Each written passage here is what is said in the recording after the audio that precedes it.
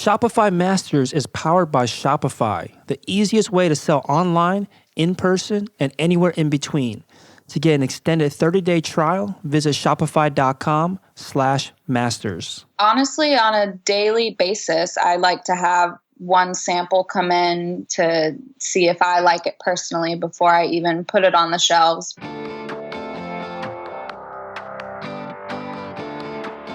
Hey, my name is Felix. I'm the host of Shopify Masters. Each week we learn the keys to success from e-commerce experts and entrepreneurs like you. In this episode, you'll learn how to get your first 1,000 Instagram followers, how to run your business on social selling sites, and what it means when you have a high engaging but low sales product. Today, I'm joined by Anna D from Alien Outfitters. Alien Outfitters is a lifestyle brand that sells a variety of graphic tees, kinky accessories, rainbow knives, and rare specialty items, and was started in 2011 and based out of North Carolina. Welcome, Anna. Thanks. A very interesting niche, interesting products that I just listed there. Tell us a little bit more about the business. Describe your typical customer to us. Well, we started the whole online retail store in 2011, and I started just like a lot of people on Etsy and eBay, hand making a lot of my products. And over the past few years, we finally transitioned to Shopify and rebranded into Alien Outfitters. I like to say that we sell a wide variety of unique items, all catered to girls who aren't afraid to be themselves. And we are the only online destination where you can buy clothing, blades, adult toys, and smoking accessories all in the same place. So it's a very unique website, and I'd like to say our customer is very unique as well. Very cool. So all those types of accessories that you mentioned, they are typically ones that a lot of entrepreneurs avoid because it's harder to advertise, right? You know, you have advertising platforms that don't allow things like adult toys or any form of like paraphernalia that's could be smoking or whatever else that you might have on the store. Has that posed an issue for you in terms of getting the word out, because advertising platforms are, oftentimes pretty tight about those policies? Absolutely. It's been a huge obstacle to overcome. And one of the biggest was with our payment processor, because there's a lot of payment processors that won't allow that, along with, social media platforms like you suggested. But I think it also is an advantage for our store because there are not many online retailers providing the products we provide. And as I pack the orders myself, I start to see these patterns of girls who are buying, for example, the adult toys along with the smoking pipes. And it's interesting to see that this customer wants to buy all of these things in one place. And for the most part, they don't want to do it in person. And, online retail is the perfect opportunity to do that. So there's definitely the advantages and disadvantages, but it's nice to have a product that we can claim that is exclusively available at our store versus most clothing brands who offer similar items. So it definitely has its ups and downs, but we've learned over the years that it's more of an advantage for us than a disadvantage, I'd say. Yeah, it certainly helps you stand out. And like you're saying, there's not much competition that you have to stand out from, because lots of stores do shy away from selling in those industries. Now, when you ran into those issues with the payment processors or social media platforms, talk to us about how you worked your way around those issues. Well, it happened, I think, our first or second Black Friday, where Shopify halted all of our payments. They kind of said they didn't realize we had certain products in our store, and in their privacy policy, they couldn't process those payments. And I was in sheer panic. I was Googling, payment processors that allow this and that. And luckily, a Shopify guru pointed me in the right direction. And we now use a processor called authorize.net, and they process anything and everything. And they literally saved the day on Black Friday, because you know how it is when you can't get through that checkout screen. It definitely hurts the sales. But once we started up and running with them, everything has been smooth sailing. And that was, again, one of the obstacles that we needed to encounter in order to better our back end. And like you mentioned before, with the social media, you kind of learn when and where you can market these products. And like I said before, it's a lot harder, particularly with Pinterest, Facebook, Instagram. But you figure out along the way little loopholes and different ways to market depending on your product. Right. I think it's interesting too, where it's not just that they are not allowing you to post specific products, and it could also just be because you're selling things like adult toys. And even if you're not advertising it or posting about it, because it exists on your site, sometimes that's enough for the policies, I guess, to kick in, and they will, shut you down, or you run into these issues, even if you're not actively promoting the products that they are quote unquote banning from their platforms. Now, you mentioned that you first started off on Etsy. What was that your first business? Like, what's your background before getting involved in online, on e-commerce? Well, it's kind of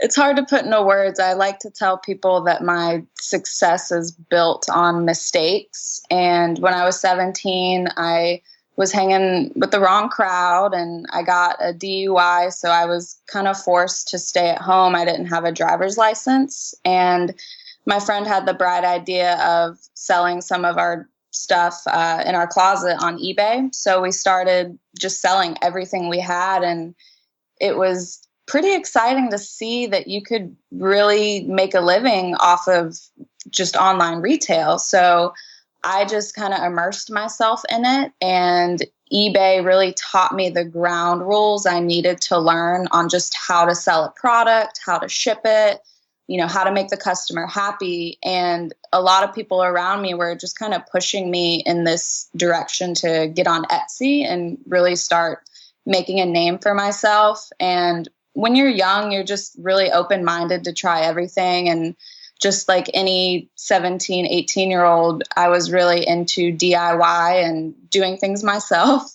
So I would go to like Goodwill and thrift stores and find leather, denim, any really nice material I could find, and I would patch it up, I'd stud it up, and I like to call it an upcycling process to turn something that wasn't so nice to begin with into a beautiful creation. And that's kind of how my Etsy store started. And, when you're teaching yourself how to build a brand, it's completely different than what eBay is teaching you. Etsy essentially is helping you with marketing and really creating this whole user experience. And I just felt, again, I was so immersed in it and almost obsessed with this brand that things just kind of got out of control. And a singer, her name's Ellie Goulding, if you're familiar with her, she purchased a pair of tights off of my Etsy shop, and overnight our traffic just started going crazy. And it was a little nerve-wracking to see, one girl coming out of high school, not really sure if she should go to college or not. And now, a celebrity across the world is buying a product from her. And a lot of girls who ask me how to start an online store, I highly recommend just starting with eBay to learn that process, and then training with Etsy to really build that brand before, you have, the confidence to move to Shopify and let go of the platform restraint.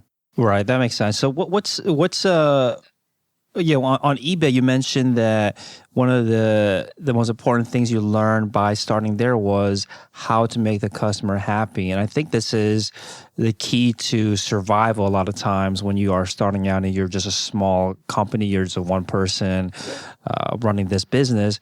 What lessons did you learn here? Like, what are some key lessons that you think that other entrepreneurs should try to learn on how to make a customer happy?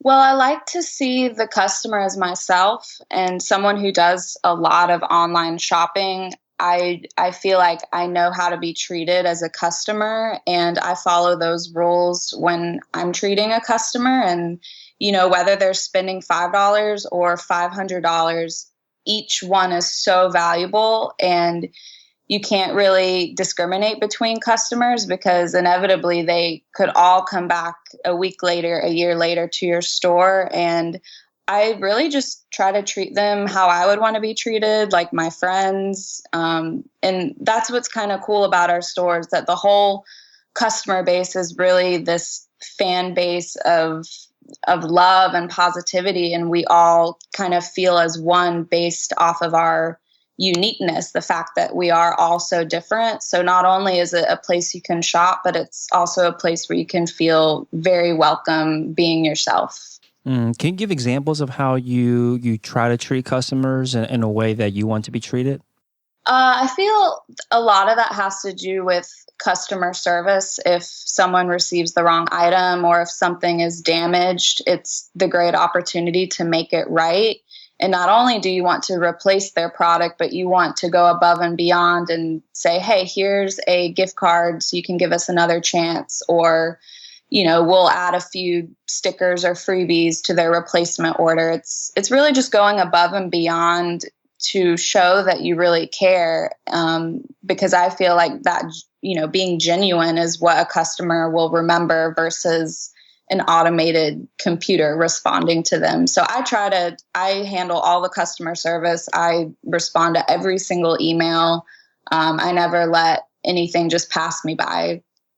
Makes sense. So when you transition from eBay over to Etsy, you mentioned that there's this new introduction of this new, process that you had to bring into, which is building a brand. It was no longer just listing things on eBay and then not having a real brand presence on there. People were just searching for things and finding a product, but they weren't associating it with a brand.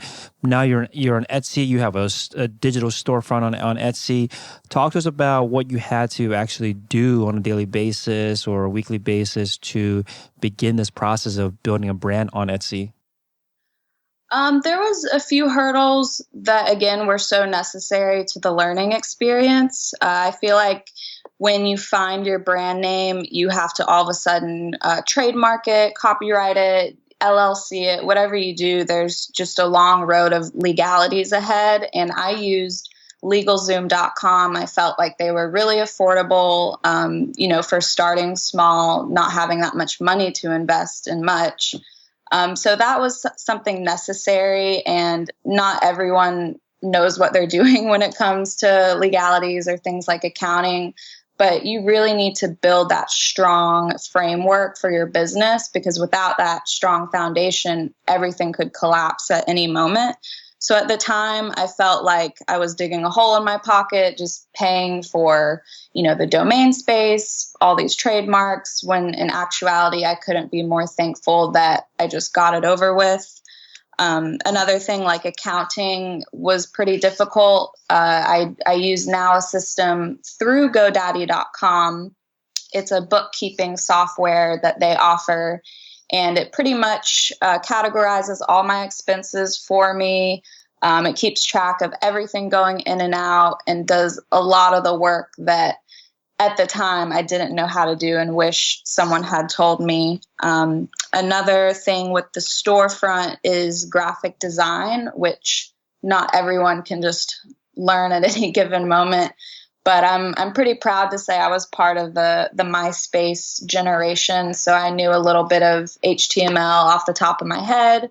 But that was something at the beginning that was taking up a lot of my time, was, designing logos and building this storefront. And I'm happy that I spent so much time and was very careful with the choices I made. But I also wish I had reached out to people who specialize in that, just because it's a lot more difficult than you think.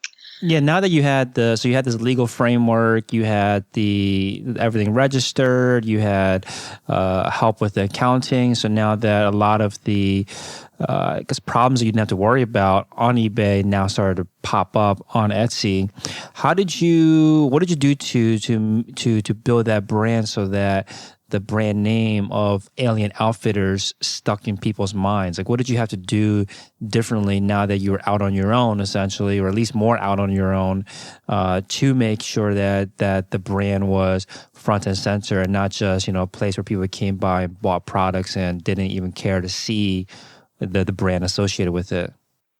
I have two answers for that question. One, I think social media, the whole experience with the customer coming from a social media platform to the store, that's crucial. That's kind of how our brand was built on, was that engaging our customer directly from a platform. And then B, the packaging experience is what we felt was keeping our customer around. So with Etsy, as you're building your brand, our brand, we felt that it was necessary to have packaging in place that would stand out from the rest. And think about it, when you go into a standalone store, you're getting the experience from the store, what you're seeing from the customer service in front of you. But when you're online, all of that's kind of behind a curtain. So I felt that when our customers opened our packages, we wanted confetti literally to jump out at them so that they would remember how awesome it was to come to our store, and we want them to come back. So I think social media is a crucial factor into building that brand and creating those hashtags for your brand, having your customers post photos and hashtag those photos. But also I think the word of mouth about how awesome the unboxing experience is what really kept our customer coming back, and all of our reviews being extremely positive. That makes sense, that by having a presence on social media and having your customers talk about your brand, your products, is one of the best ways to develop some, I guess, evidence of a brand. And I think people do pay attention to that. They will go and check out your Instagram profile to see if you have a presence or not. And I think when you're on a website like eBay, it doesn't really make sense, right, to have an Instagram right away, because people might not even bother to look you up. But then once you have your own storefront, it certainly makes sense. And not having any presence outside of your Etsy store can certainly hurt you, because people might not think that you're legitimate or that you don't have a strong brand. So now that you had success on Etsy, like, how much time were you on there before you decided to branch off and then open up your own, your own owned domain through Shopify? Well, I was on Etsy, I want to say, for about 2 years, and we still are that way. Our products are on more platforms, but with Etsy, it's really a handmade market along with vintage items, and I started seeing real profits in reselling items that weren't just handmade by myself. And I just had one of those breakdown moments where I was just working way too hard, and I was trying to figure out how to work smarter. And there was just a lot of products that I wanted to sell on Etsy that weren't allowed. So the only way that seemed possible was to open a storefront where I could sell my handmade items along with reselling similar products. So I think that's where Etsy I guess I surpassed what I wanted to do, and everything just kept growing and growing. And I think a lot of people experience that, where you just outgrow where you are, and it just meant that we were ready to open a new door, which was Shopify. So this bottleneck that you experienced by not being able to sell certain products that you wanted to sell, and also because on Etsy you were forced to sell only handmade products and you weren't able to sell or resell other vendors' products, you decided to open up your own store, your Shopify store. Can you give us an idea of how much of an impact this made on your business? Like, how much did it grow once you moved from selling handmade products to reselling products as well on your Shopify store?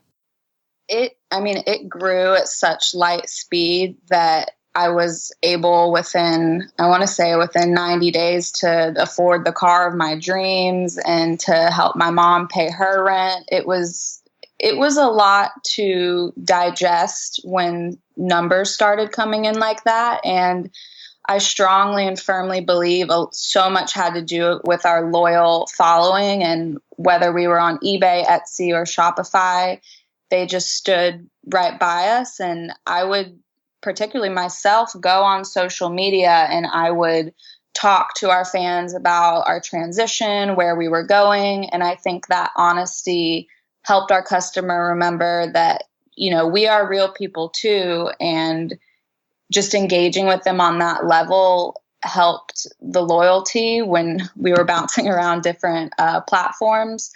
But there was just so much we could finally do when we went over to Shopify, and the help that Shopify gave us with the apps that they have.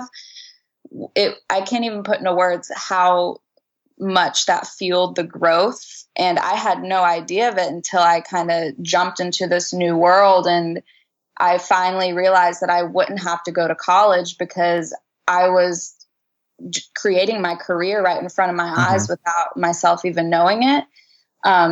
So that, I have to say, every time we transitioned, every time we grew or rebranded, growth was always the effect to that. Now, when you transitioned from Etsy over to Shopify, you had this big boost in revenue. Did you already have at this point a pretty large Instagram following? Like how were you able to kickstart the success on Shopify essentially so easily for it sounds like, at least very quickly for you? We definitely had a few 100,000 followers, so it definitely helped. And Snapchat had just started off and was extremely popular, so we just tried to ride the bandwagon of all the new social media platforms, and kind of went on a whirlwind between those. Every time we made a post, we just made sure it was posted on all 10 plus avenues to get as much exposure as we could. But the following definitely helped. And it's hard to tell someone how to generate that large of a following because we never paid for any of our followers. It's always been raw, organic, word of mouth. So I really don't have that much advice on how to gain that follower since it just happened for us. So it's hard to kind of explain how to do it without just giving it your all and pouring your heart and soul into it. And I think that's what people see in our brand, and they latch onto that and they relate to that. Yeah, maybe you didn't have a grand plan to grow your Instagram following to almost 500,000 followers at this point. But what did you do on maybe a day-to-day basis back in the early days to get to your first 1,000 followers? So Instagram is tricky, and they keep changing it, which makes it even trickier. But there are a few things I did. If we did have a competitor, I would go to our competitor's page and perhaps follow some of their followers to say, hey, you might like what we have if you like what they have. Another example would be to go on the popular page and leave comments and likes to pretty much strangers, but just finding your audience and talking to them. And this is all like a manual approach that you took? Yes, 100%. And I know it takes time, and I'm sure you could always have a friend hang out and do it with you, open some wine and just go on Instagram and talk to strangers. But anything like that, as far as manual work to get your posts across the board and engaging with the users, is the most important thing. And do you still do that or have to do that these days? Or is the growth like pretty much not automated, but because you have such a large following already, do your current followers just help spread the message, or do you still use these techniques? Yeah, I mean, the followers definitely are putting in the work at this point. If we post something and it gets thousands of comments, the comment section is where they are, telling their friends about us, etc. So it's not as much as me reaching out anymore. It's more of me deleting people and deleting comments, that are hate comments and whatnot. So the anxiety kind of leans more towards filtering out the bad eggs versus finding new customers, because once you reach those numbers, it just generates itself. Now, do you remember like an inflection point where that happened, where you were no longer the largest source of followers, and your followers started bringing in more people, I guess, than you were doing yourself? Yes, it's kind of a large gray area. And when you're immersed in almost every aspect of the business, it's hard to pinpoint those certain changes. But I feel like when we reached, I want to say 250,000 followers, I felt like that was the tipping point, because you used to get excited about every 50K you would get. And then I realized, our next tipping point is going to be 500,000, then it's going to be 1 million. So once you hit those numbers, it's very nerve-wracking and kind of bittersweet. Yeah, I do wonder, once you have such a large audience, you have such a huge megaphone, is it more nerve-wracking on what you should be posting, like how you should be presenting yourself, like how have you experienced that? I 100% agree. The more eyes that are on you, the scarier it is to stay honest and be yourself. And I think that's a lesson that I take upon myself every day to try and continue to follow, is to not filter myself a certain way just because a certain audience is looking at me. And I think, again, that's something that's so unique about our brand, is that we aren't going to change in that way. We're always going to be loud and noticed and crazy and different. And I think our customer is, and that's why there's this amazing bond that we have. And you mentioned that you are on a ton of platforms, and you any new ones that are gaining steam, you guys try to be on. What's been the most successful platforms for you today? So I would have to say my top two right now are Poshmark, and I think it's called Depop. I think that's how it's pronounced.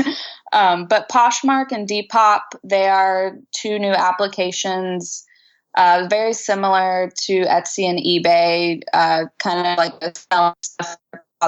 But they're definitely two of my favorite apps that we're using right now. You can definitely see the range of user are definitely more of our youth, and a lot of Instagram famous models, they go on their page and they promote their customers to shop their Depop closet or their Poshmark closet. So those are, I'd say, the top two that we're into right now. Oh, so these are like social media platforms, but also you can sell on them? Yes, there you go. Got it. Now, when you come across these, like, how do you decide? Because there's so many that pop up all the time, and it sounds like what's worked for you is to get in early. But how do you know which ones to actually invest your time into? Like, what are you looking at to decide? Okay, Instagram was working for me for a while, and now let me try to devote some time to Depop. Like, how did you know to divert your attention there? I think a lot of it has to do with the inspiration that I follow. And if I see that they're using something and they are seeing good feedback from it, then I will perhaps jump on that bandwagon. And it's easy if you are constantly immersed in social media, because you get to see what people are liking, what people aren't. I think a good example was the Periscope app, where you can go live and talk to anyone in the world. And of course, we signed up for it, and it wasn't really a platform that we needed. So I kind of figured out pretty quickly that it wasn't something I would put my time and energy in. But I wouldn't have learned that had I not tried it. So the best thing I would say is just to try everything. And if it sticks, it sticks. If it doesn't, move on. How do you know how much time to give? Because I think, especially when people are starting out for the first time, they don't have that confidence in their decision making. They see everyone say, "Oh, you have to be on Pinterest, you have to be on Depop," and they go on there, and it's not the best fit, right? They could be spending their time better elsewhere, but they just maybe think that they're not doing it right. They need to devote more time to it. I think that's a challenge for a lot of newer entrepreneurs to decide when to pull out of a time investment and go somewhere else. How do you know when is the right time to make that decision? Well, there's a fine line where you figure out what you're spending too much time on, and time is money. So if you realize you're spending the majority of your time just listing things on different platforms, then you need to sit down and say, hey, is there a friend or family relative that could come over once or twice a week and help me list these certain things? And that was something very helpful for me in the beginning. If I did a huge thrift store haul, I would have, my mom or a friend come over, and one of us would take pictures, one of us would list the items, and I would kind of oversee. And, you can pay people in different ways. Some people just want to hang out and enjoy your company. But I saw in different circumstances where my time was too important for one thing. And I think listing product is so time consuming. So if you can speak up, make a Facebook post, see if there's someone who wants to intern for you, put it on their resume. It's a great way to reach out and get help for things that are just way too time consuming. Got it. So you basically try to improve your process so that you can test new platforms more quickly and, not spend so much of your time, which can be more valuable elsewhere, doing those tasks. Now, I was going to ask, how do you at a high level, how do you manage all of these different platforms that you're on, and, onboarding new platforms? Like, is there a master process for controlling or keeping an eye on all of these? For me, I am really hard on myself when it comes to scheduling, but I've also seen other people use different apps, websites, and tools to help with their product inventory across the board. But I myself, I'm pretty good about it, and I definitely have a schedule Sunday to Saturday, and certain days are list days. Certain days can be Poshmark days. And as long as you delegate your time fairly and also allow yourself some free time and some balance, I think that's key. But if you're going to be your own boss, then you have to set scheduled times to do things that aren't so fun, that will definitely pay dividends in the end. Got it. So you mentioned listing a couple of times. Does that mean that a big part of your job today is just testing new products on all of these platforms? Yes, and we live in a world where it's all new, and people want what's new. So we're constantly trying to have new products, being the first to have this, the first to have that. So I think the buying process is very important when it comes to having new inventory. So it's a constant struggle of buying and listing and selling, buying, listing, selling. Mm-hmm. How many new products are we talking about? Like, how many a day or a week, or was your goal to roll out for all for your site? Honestly, on a daily basis, I like to have one sample come in to see if I like it personally before I even put it on the shelves. But I'd say on a daily basis. Wow. So what's your process for finding and researching these products? Do you have like a main supplier? Like, what is, because you have so many new products coming in, I do wonder, like, what is the supply chain, I guess, like, for that you've built out? We get so many different things from so many different people. And I think that's why I could never give the job of buying to someone else besides myself, because it's all not coming from one place. For example, our in-house brand, we get from one supplier in the US. Everything's hand printed for our brand. But other things like accessories, shoes, these are all coming from different manufacturers who constantly are sending us new lookbooks, new products. But other than that, a lot of my manufacturers I like to keep on the down low and not give those secrets out, just because it took so long for me to find a lot of them. But when people say, hey, where do you go to buy stuff? My first instinct is go to Goodwill, because that is a gold mine. There's treasure in the trash.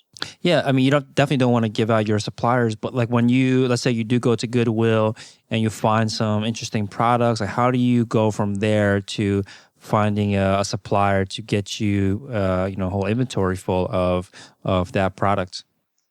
Well, a lot of the times I'm on social media and I'll see something in my feed, and my first instinct is, oh my God, I have to have that. And then my second instinct is, no, I have to sell that. And you just, you ask the person who posted it where they got it, or you go on Google and you search for some terms that might help you find the product. And it's as simple as that. There's so much information on the internet, and all you have to do is search for it, find it, and simply ask if they wholesale. And most of the time they do. Got it. And what's that turnaround time typically when you do find a product that you like? Like how quickly have you been able to get that from seeing a product that you like to saying, I need to buy this, now I need to sell this, and then actually having it on your store? It depends how fast the manufacturer can give us the quantity that we need. Another great idea is to put things on pre-order. So if we receive an item that I know is going to be great, I test it myself first and then get it listed on the site. And then we will advertise that it's up for pre-order. That way you can get an idea of how many people want to order it. And it's also helpful for the manufacturer, so they know if they need to, make 20 versus 200. And it gives you this kind of safe space where the customer can, you can get the sale from the customer and also give it to them in an allotted amount of time. And when you get these samples prior to listing them on your site, if you weren't going the pre-order route, what are you looking for to determine if it's a product that's worthy of you selling it? I think it's a sixth sense that I have, and a lot of people who are in online retail and e-commerce, they can agree with what I mean when you have something and you love it so much that you fully endorse it. And for me, a typical process of seeing if a product is good enough is simply by wearing it or using it for even a day or a week's time. And if it's still in the condition it was, and if it's still as likable as it was when I first saw it, then in my eyes, it's a winner. And hey, sometimes you hit or miss. Sometimes it's not as great as you thought it would be. And that's when you put it on sale. Now, when you see others selling that same product, let's say that you find a product that you see on Instagram or on Depop, and you're like, wow, this is something that I want. And then you start saying, oh, this is something I want to sell. But you see other people selling it already. Do you get encouraged or discouraged when you see that? Well, it is the name of the game. And I think it's a positive competitive spirit that also fuels you to keep going and stay passionate. And it all depends on the product. If it is a best-selling product, but everyone and their mother is selling it, then I'd say, hey, continue selling it if it's selling. But if it's something everyone has and it's not selling so well for you, then I would say dump it and put your energy into something completely new, completely different that people can't replicate. And when you do list the product on your site, what are you looking for to see if it's going to be successful enough for you to order more, or if it's not going to do well and you decide to put it on sale? Like what are you looking at? I start with the number, starting with the sample item at 1, and then I'll buy 4, then it turns to 12, then to 24. And that is something I've just done over the years that has helped, so I'm not investing too much and kind of playing it safe from the beginning stage. But it's very different with every product. Once again, a lot of our items are so novelty that people will rant and rave about them on social media, but they won't perhaps purchase the item for themselves if it's along the lines of a gag gift, would you say? But again, it's different for every product. And there's been times where we thought something was going to be great and it didn't do so good. And again, you just learn and move on. Yeah, this is an issue where an entrepreneur will list a product on their Facebook ads or on Facebook, on their page or on Instagram or whatever platform they're using, and it gets a ton of engagement, right? A lot of people are interested in it, they're liking it, they're commenting on it, and then they end up selling none of it or selling very little of it. What are your thoughts on, like, why does that happen? Like why are there some products that get a lot of engagement, a lot of people interested in it, but no one's buying it? Well, it's like when you see a girl in the mall and she's trying on some diamond encrusted shoes that are glorious, but she has nowhere to wear them, so she's Mm. not going to get them. It's just not practical. So there's again, it's so vague and different from product to product, from person to person, and again, so you have to try to find this fine line between novelty and practicality, I'd say. Yeah, it's one of those things that if you put a product out there that is just super interesting and it's generates a lot of conversation, but no one actually wants to use it or wear it, like you're saying, it's not a practical product for them. It might be interesting to look at, interesting to comment on, interesting to share, but no one's actually going to make use of it. And I think that's a gap that a lot of store owners might fall into. It's just that interesting product, but just not something that people would actually want to use on a daily basis or use at all. So you mentioned as well offline or off this interview with me that you use a lot of email marketing to help with the store. Talk to us about that. Like, what's your email marketing strategy? We're using MailChimp right now, and I feel like we like to let our customers know once a week about the new products we have, and we typically like to do a sale once a month or every season.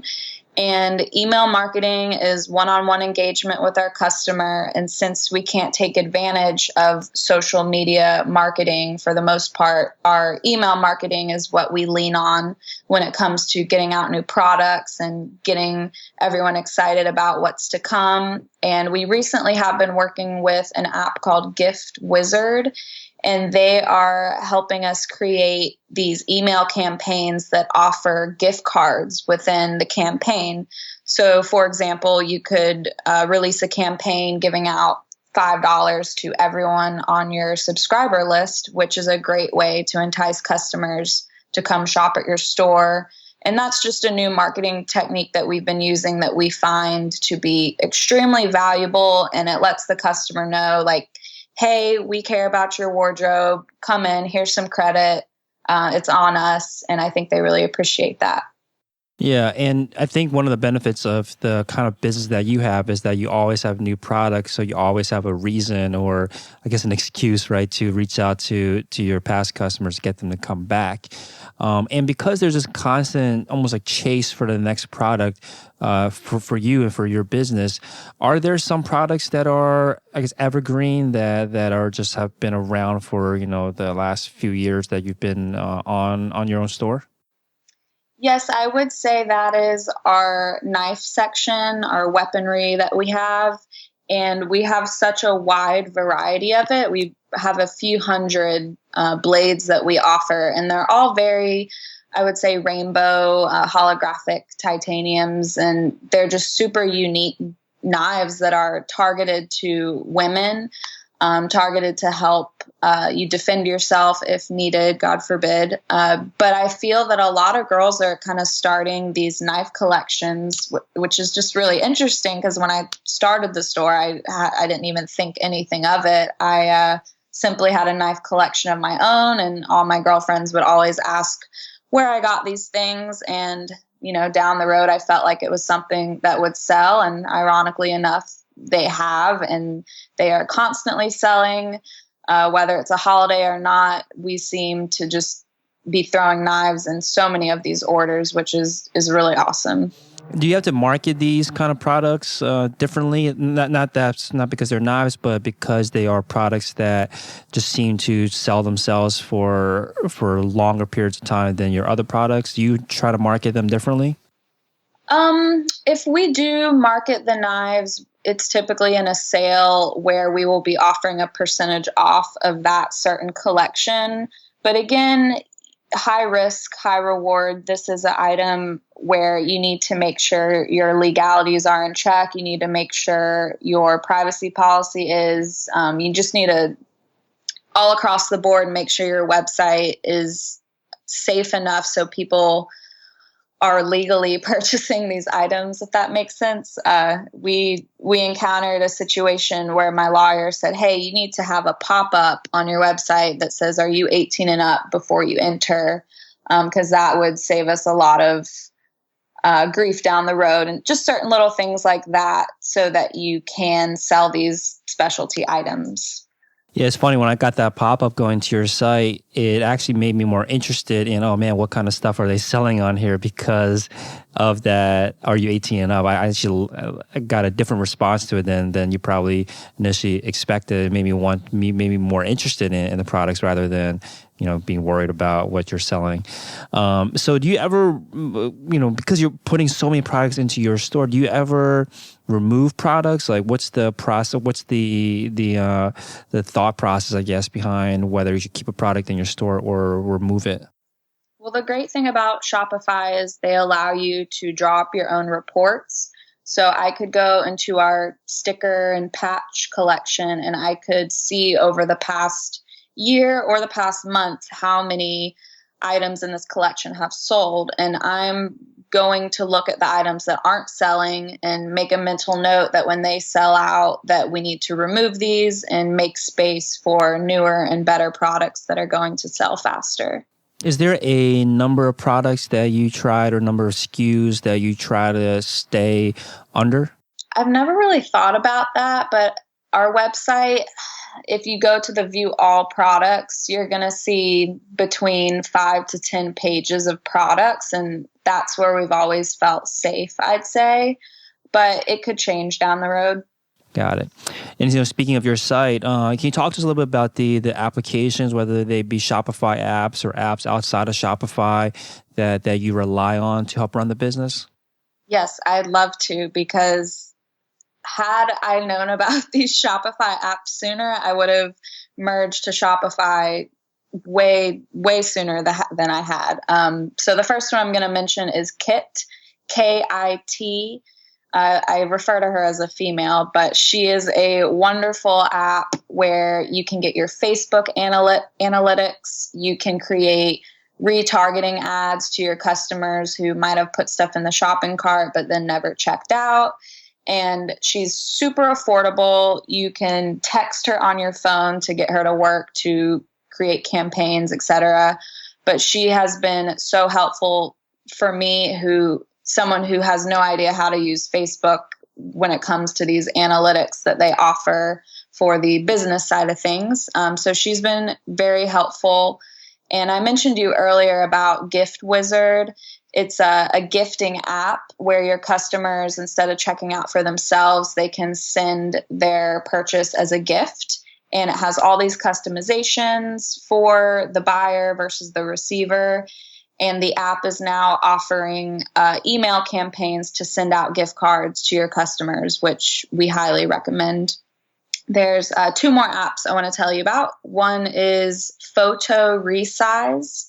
And Photo Resize is an app that charges pennies to turn all your pictures into a square format. And years ago, I was resizing, I want to say, thousands of photos into this format before I realized that an app could do it in literally minutes. So that was something that saved me a lot of time. And not to mention, on your website, it's really aesthetically pleasing when all of your photos are the same size and, maybe have a white background as well. And the last one I'd like to tell you about is the Cross-Sell application. And Cross-Sell is an app that allows you to suggest other products on the product page to your customer.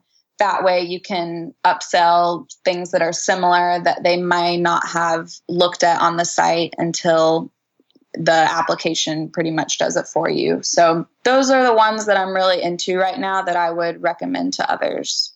Yeah, it certainly sounds like a lot of time-saving applications, which I think is, like you mentioned before, time is money, especially when you are running lean. Now, can you give us an idea of the success, the growth of the business, any numbers you might be able to share on how successful you've been able to grow this business?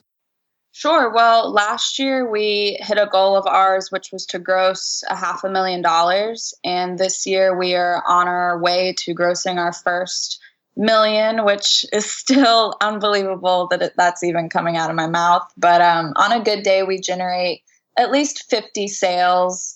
If we do a big sale over the weekend, we can expect upwards to 1,000 orders. So that's typically what we go through day-to-day basis.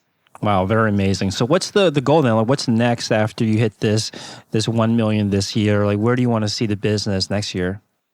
Honestly, my goal is just to be happy and to make sure my customers happy. I never want money to get to my head in any certain way. And I feel like if you lose what you had when you started the business, that magic that you had at the beginning, if you lose that, then your business will fail. So I think a lot of it is me just continually trying to find this magic within me and to offer it to the world. And I hate to kind of put any restraint or goals on myself because I don't want to get disappointed, I'd say. And I kind of run the business day to day, and it's hard for me to sit down and look at it year to year. I'd rather be really grateful of what we have. Amazing. Awesome. Thank you so much for your time, Anna. AlienOutfitters.com is the website, AlienOutfitters.com. Thank you so much again. Thanks, Felix. It was great talking to you. Here's a sneak peek for what's in store in the next Shopify Masters episode. We like to think of ourselves as the store that has done all the research for them. Thanks for listening to Shopify Masters, the e-commerce marketing podcast for ambitious entrepreneurs. To start your store today, visit shopify.com/masters to claim your extended 30-day free trial. Also, for this episode's show notes, head over to shopify.com/blog.